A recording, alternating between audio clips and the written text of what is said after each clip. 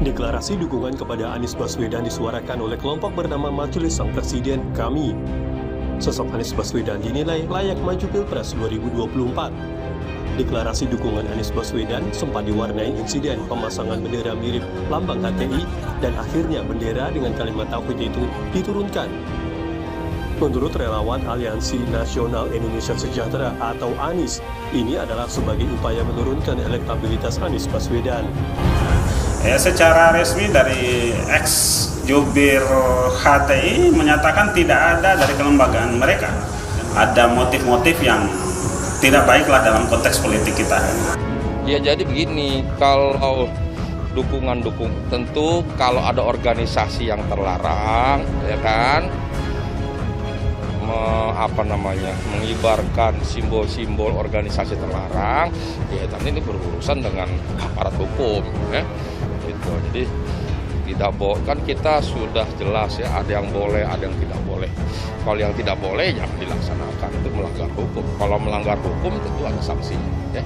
Sampai saat ini kita lagi melakukan penyelidikan, tapi terkait dengan penyelenggara, salah satu penyelenggara dari LSM Damai yang lagi kita lidik terkait dengan pertanggungjawabannya maupun apakah kegiatan itu sudah berizin apa enggak, kemudian terkait dengan bendera yang dimaksud sedang kita melakukan penyelidikan.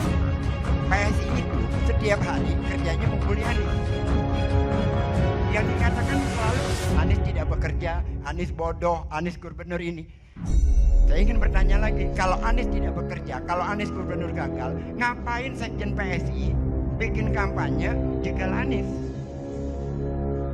Kan gubernur gagal, gubernur bodoh, biarkan saja, ntar kan kalah sendiri. Logikanya gimana sih? Takut betul. Ini gubernur tidak bisa kerja, gagal. Lalu dikampanyekan, mari kita sama-sama jegal Anies untuk jadi presiden. Logika apa yang digunakan? Gak logik sama sekali. Saya ingin katakan begini aja sebenarnya.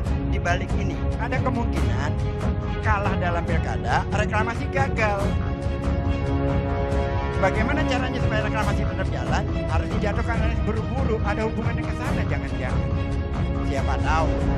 Layar saya ingin berpantun, Bang. Bunga melur, bunga melati, gadis Melayu pandai menari. Sungguh gubernur banyak prestasi. Para pembuli mati bahagia. Terima kasih. Assalamualaikum warahmatullahi wabarakatuh.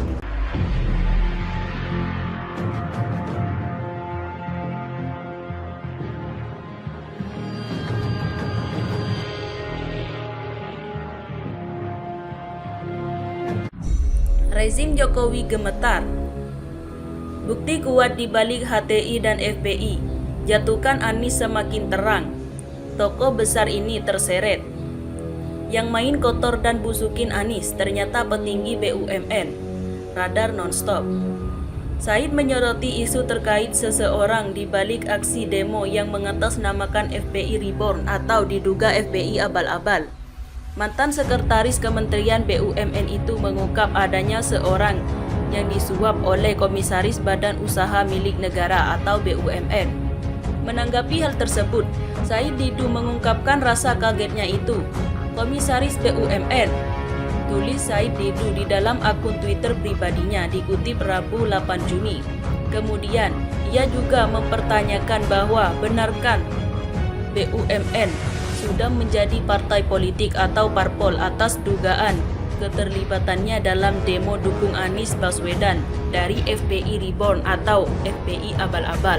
Nah loh, BUMN sudah jadi parpol, imbuhnya. Sebelumnya, akun dengan nama pengguna @putrakawom mengungkapkan melalui cuitannya bahwa dirinya mengungkapkan nama dalang di balik FPI abal-abal dan memerintahkannya untuk menghentikan permainan politik yang telah dibuat. Sarwono Edi, stop permainan kau.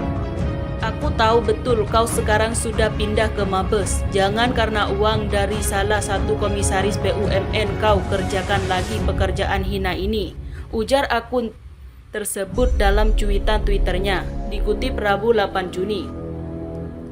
Sementara itu, Komisaris PT Pembangunan Jaya Ancol, Gais Khalifa, mengungkapkan Formula E sukses besar lalu mereka bingung mengalihkan keberhasilan Anies.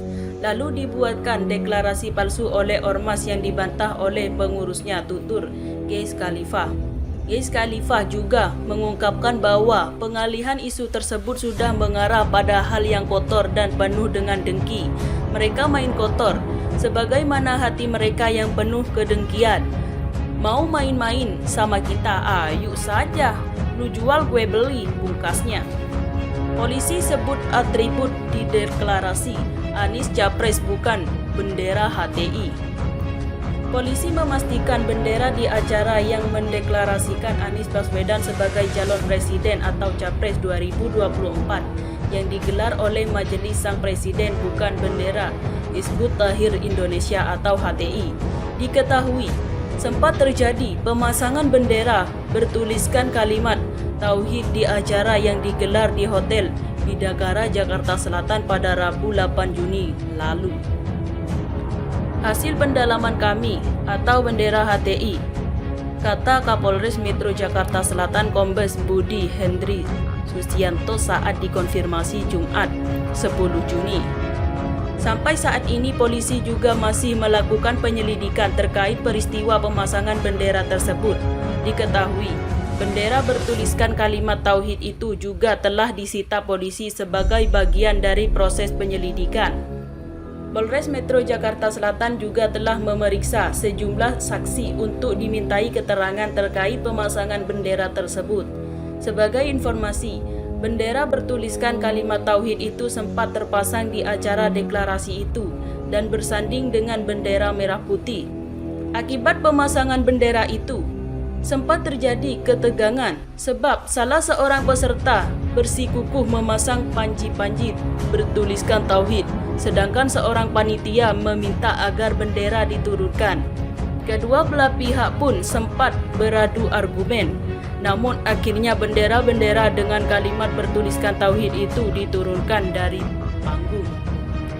Terima kasih telah kunjungi channel ini. Kami hanyalah sebatas menginformasikan, Andalah yang memutuskan.